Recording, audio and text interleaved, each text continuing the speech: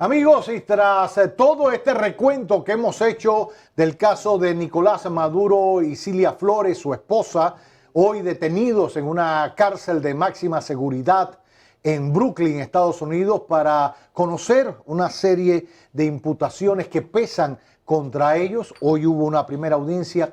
Evaluemos otros puntos que están sobre la mesa, que están en el debate en grupos de WhatsApp, que están en el debate en las redes sociales.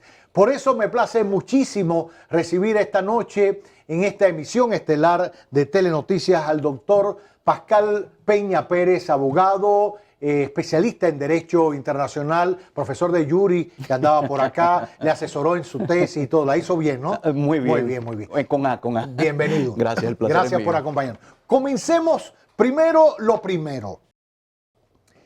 ¿Es legal lo que hizo Estados Unidos en Venezuela? ¿Es legítimo invadir a otro país y extraer a un presidente? Aquí hay que ver las cosas desde dos perspectivas. Evidentemente, la primera es la perspectiva nacional. Estados Unidos, conforme su legislación, tiene la posibilidad, ante una acusación formal en su sistema jurídico, pues perseguir a sus criminales, a lo que entienden criminales. Ahora, ¿esto se extiende a otros territorios? La respuesta es no. Es legítimo, y aquí viene la pregunta, de intervenir a un Estado conforme la Carta de Naciones Unidas, siendo esto completamente objetivo. La Carta de Naciones Unidas, en su artículo 2, hace referencia muy clara al principio de no intervención, respeto de soberanía.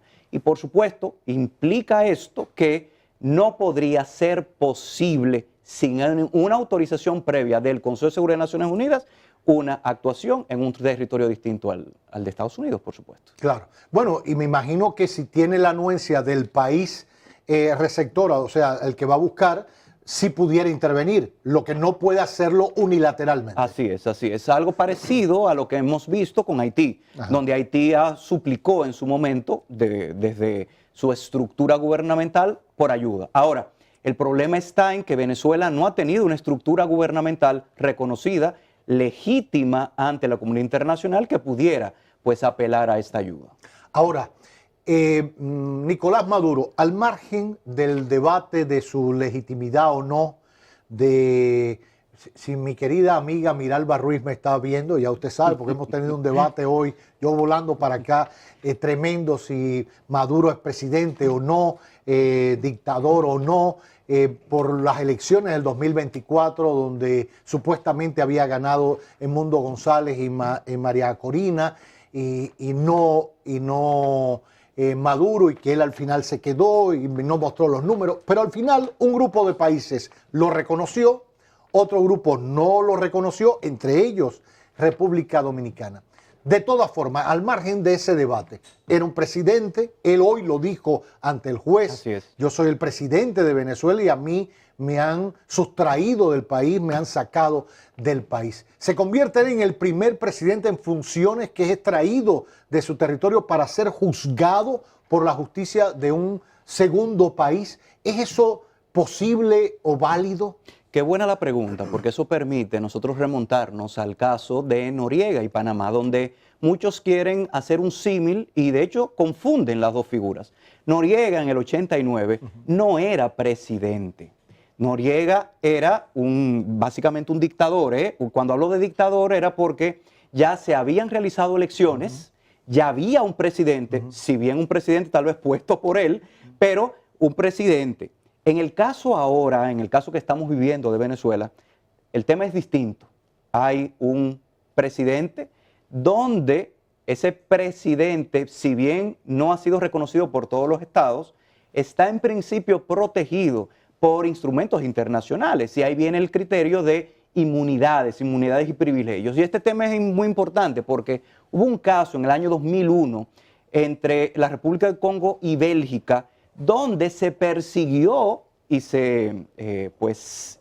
hubo un proceso muy parecido de extracción contra un funcionario de parte de Bélgica en la República del Congo, y Bélgica dijo, mira, aún esta persona no esté formalmente en funciones, no puede ser considerado como una persona con los privilegios correspondientes. Esto quiere decir que En el caso de Noriega, a Noriega no se le podía aplicar los temas de privilegio e inmunidad de los tratados.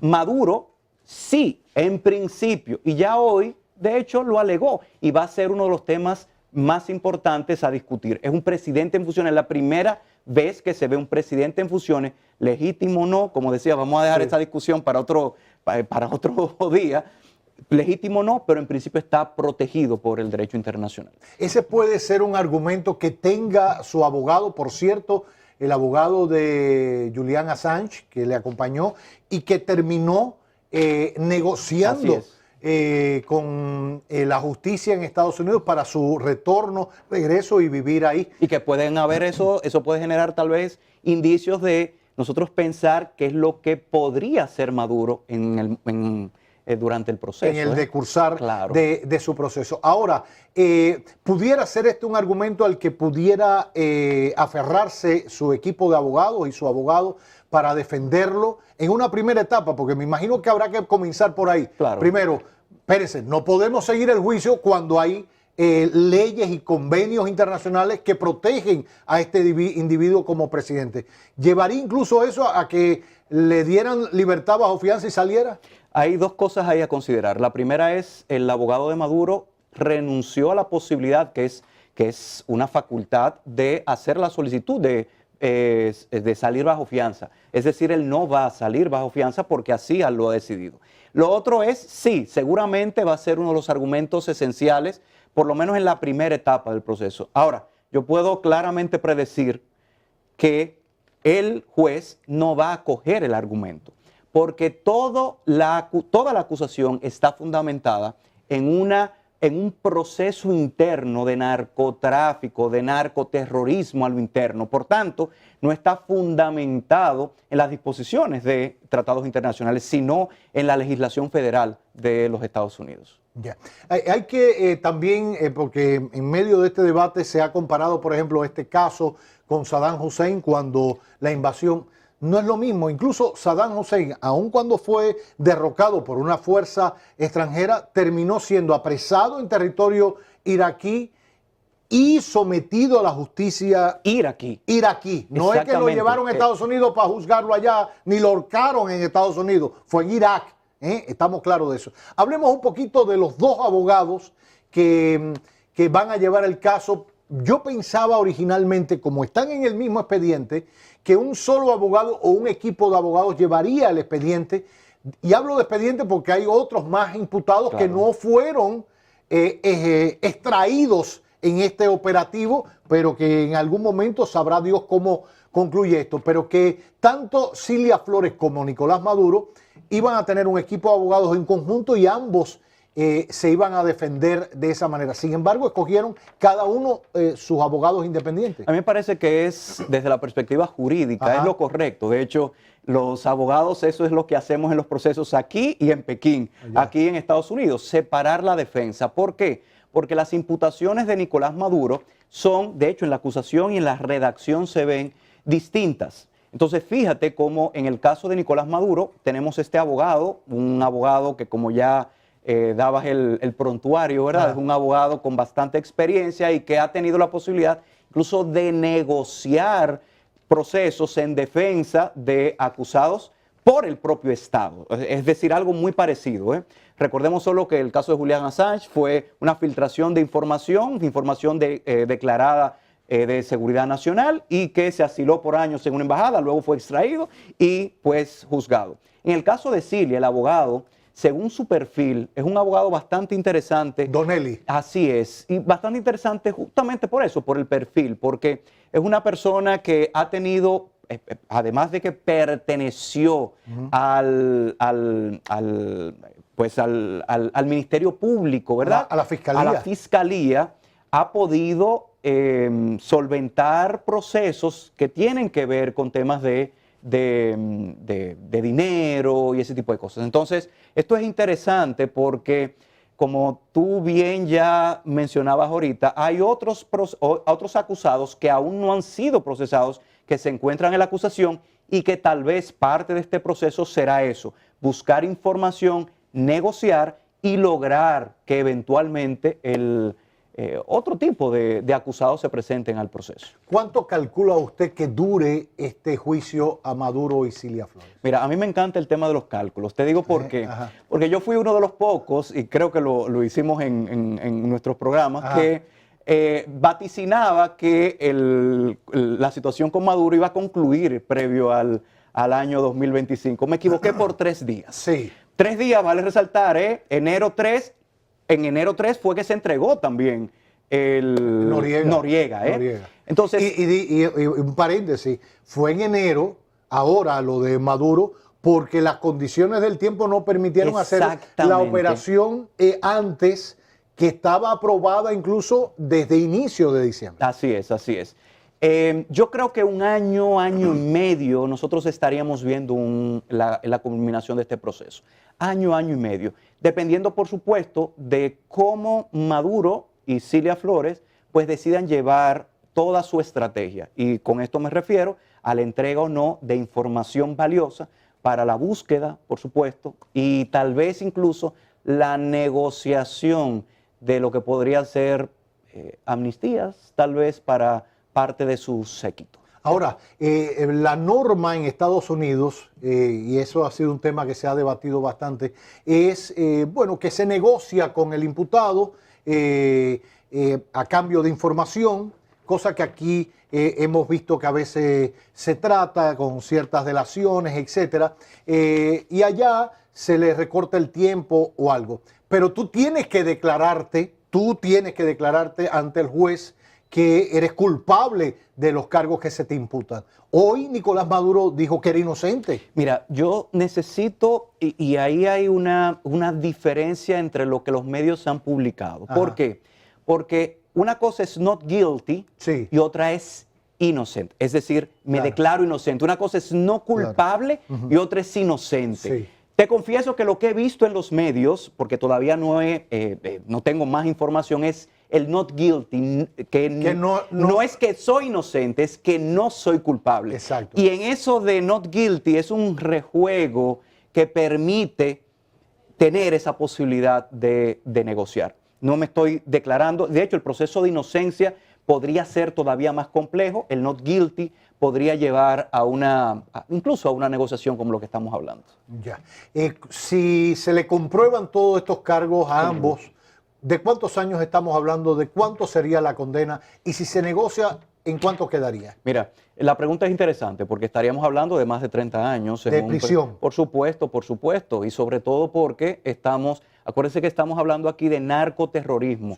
Sí. Y a diferencia de lo que pasa con República Dominicana, en Estados Unidos hay acumulación de cargos. Sí. Entonces, por cada uno de esos cargos podríamos estar, insisto, hablando de 30 o 40 años. O sea que este señor podría literalmente pudrirse en la cárcel con 100 y tantos de años dentro de una cárcel de estadounidense. En caso de que negocie, el proceso podría ser completamente diferente. Tal vez 5, 10 años y tal vez incluso con la posibilidad de poder hacer uso de parte de sus bienes. Parte de sus bienes y de tal vez permitir que su familia, sobre todo en el caso de Cilia Flores y el hijo, puedan ser descargados. Parte de la negociación podría ser eso. Podría ser eso. O sea, es algo similar a lo que hemos vivido acá, que, por ejemplo, han extraditado a territorio estadounidense a ciertas personas vinculadas con el narcotráfico, negocian allá y cuando regresan a sus propiedades o a ciertas cosas que tienen. Algunas de esas cosas, porque recuerda que ahora nosotros tenemos un proceso en la República Dominicana donde existe la posibilidad de que el Estado pues primero se le devuelva, lo estamos viendo con diversos procesos sin hacer mención, se le devuelvan fondos, pero también que como parte de la negociación no se le quite todo, sino que algo se le deje. Y eso es parte incluso de lo que se discutieron durante estos meses, cuánto se le iba a dejar. Y de hecho, en alguna ocasión se hizo mención que a Maduro había solicitado que se le dejaran $200 millones por un lado, casas por un lado y por otro, pero evidentemente Estados Unidos no estuvo de acuerdo con esa propuesta. ¿Usted cree que fue traicionado Nicolás Maduro? Yo creo que sí. Yo creo que según las informaciones que se han vertido, todo como se realizó, a dónde estuvo, fue dado por alguien de su círculo. Y sin lugar a dudas hay que determinar ahí quién fue, quién tuvo esa capacidad de hacerlo. Y yo estoy seguro que quien lo hizo se encuentra hoy como parte de la estructura gubernamental. Por cierto, el que Delcy Rodríguez asumiera como presidenta en funciones o algo por el estilo, porque no se habla de la destitución ni el abandono del poder de Nicolás Maduro. O sea, para ellos sigue existiendo como presidente y ella está como presidenta. Tiene otro apellido. Presidenta interina. De hecho, hoy en su juramentación hizo muchas referencias a este tema, Sí. a que viene como interina porque en virtud de la situación dada al presidente Nicolás Maduro, etcétera, etcétera, etcétera. Fue una buena decisión que Trump o Marco Rubio, en este caso, según el propio Trump, negociara con Delcy Rodríguez. Bien hecho por ella aceptar continuar en el poder para garantizar una transición. Lo hará, traicionará a Estados Unidos, traicionará al chavismo a largo plazo. Vamos a ver, en primer lugar, yo creo que Delcy no tenía otra forma de actuar. Delcy, en un caso como este, tenía que hacerlo y ya Trump le dijo que o lo hace bien o lo hace bien, porque en palabras de Trump, del presidente Trump, podría irle peor que a Maduro. Señores, esto puede tener implicaciones muy importantes, porque peor que Maduro son otras cosas, ¿verdad?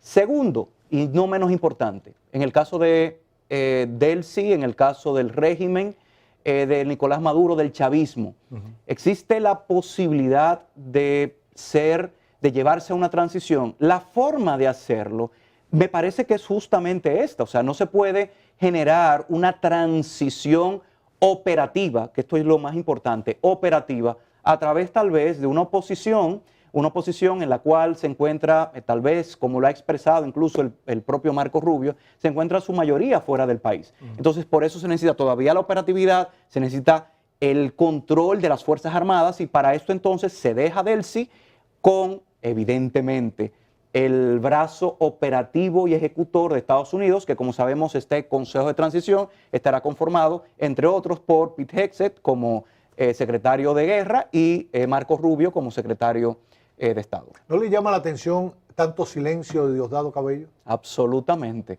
¿Y por qué Diosdado Cabello está? Es uno, a diferencia de Delcy, a diferencia de Leopoldo López y otros, Padrino López, perdón, Diosdado Cabello está en la acusación.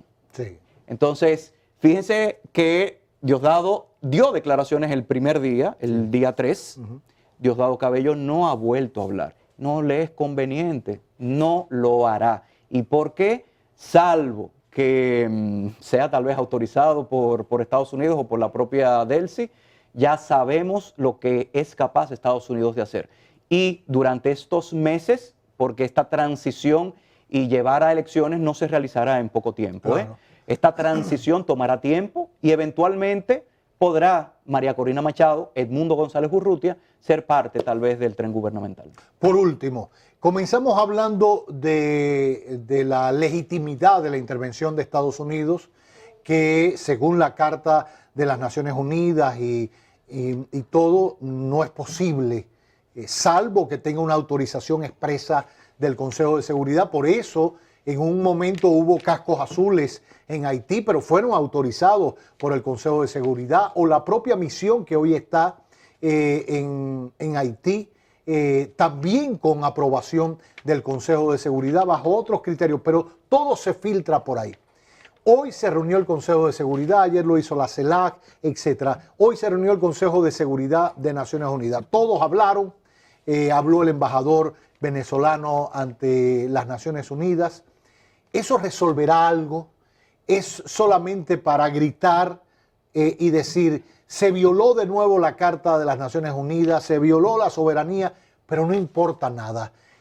Es una manera más de demostrar que el unilateralismo se impone y el multilateralismo ha quedado en el olvido. Yo creo que eso es el resultado precisamente de que las instituciones internacionales nacieron con cojas, tuertas, mancas, como queramos decirle. Las instituciones internacionales, en este caso Naciones Unidas, no tienen la capacidad jurídica para actuar sobre todo cuando hay un miembro permanente. Yo creo que, y no quiero irme sin dejar de decir esto, yo creo que justamente lo que ha estado viviendo el pueblo venezolano y tal vez este aplauso masivo que estamos viendo de la población venezolana era un grito de auxilio. Un grito de auxilio ante la ineficiencia de las organizaciones internacionales, ante la imposibilidad de que a través de medios democráticos, elecciones 3 veces, la última, julio 2024, el pueblo trató de sacar al régimen. Su salvador ha sido Estados Unidos. Yo creo que Venezuela lo que está haciendo y la población lo que está haciendo es dándole un voto de confianza.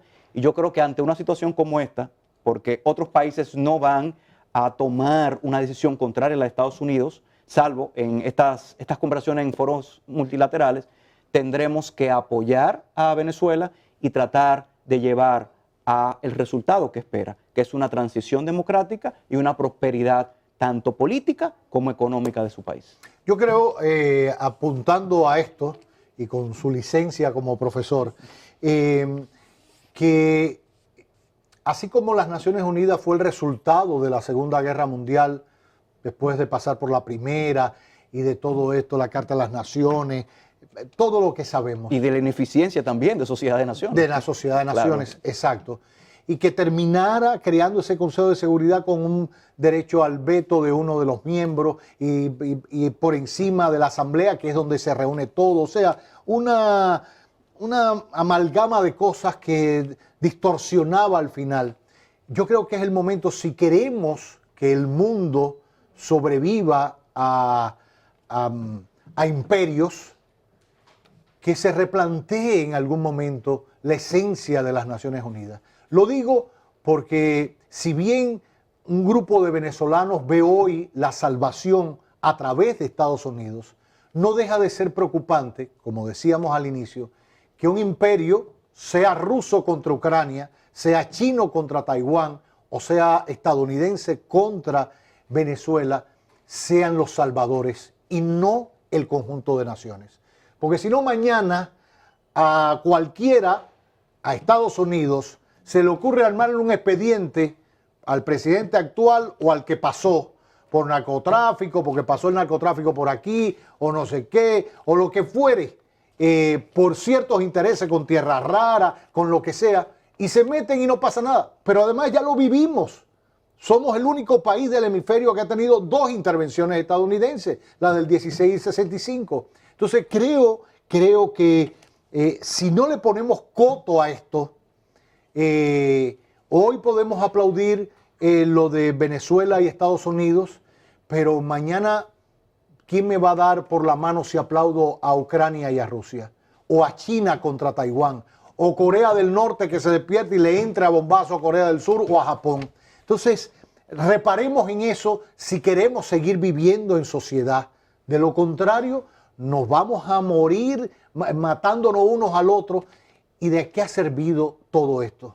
¿De qué ha servido? Bueno, pero será un tema para otro debate. Gracias al doctor Pascal Peña Pérez, abogado y especialista en Derecho Internacional, por acompañarnos en esta emisión estelar de Telenoticias.